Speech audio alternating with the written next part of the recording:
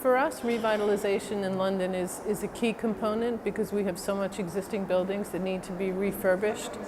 And basically the WELL building standard is an opportunity to integrate health and well-being into existing buildings and bring those buildings back up to a competitive advantage against other new buildings on the market. So yes, we do see existing buildings and retrofit being a very, very large part of our market in all of Western Europe, especially in London.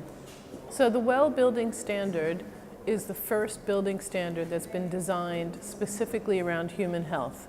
So they basically have started looking at how we construct buildings and understand what is the health impact of all the things that pull a building together.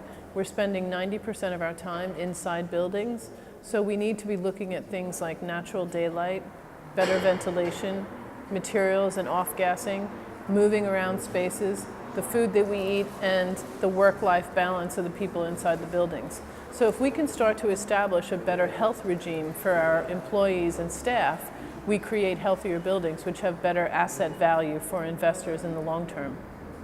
Yeah, I think that we're now seeing the WELL building standard become a very prominent standard. In 2015, we only had 7 projects registered for WELL. We now have 251 projects registered in 13 countries across Europe. So that's a humongous growth in a period of 3 years. And that doesn't even compare to the global growth that we have. We have over 1,000 projects in 35 countries around the world. And that is really showing that health and well-being is becoming a really integrated part of how we design buildings going forward.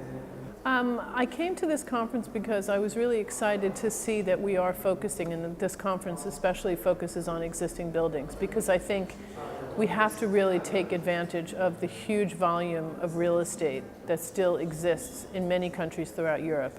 And I think to be able to look at WELL as a building rating system that can evaluate and future-proof these buildings gives us a great opportunity. And I think speaking at this conference allowed me to see that the energy for building around refurbishment is really strong in Poland, and we see the Eastern European market as a very strong market for WELL going forward. Well, very similar to what we have right here in this space. We have a lot of natural daylight. We have plants, so biophilia and natural materials is really critical to a healthy space.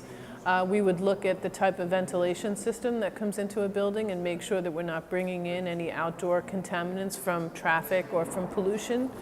We would also look at the type of food that a company is providing, making sure that the healthy eating choice is the easiest choice to make.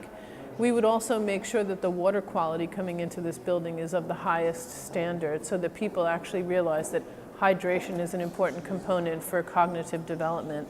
And we would also look at the interesting components of how you move around the space. How can we get people to be more activated and move away from sitting at their desk for long periods of time?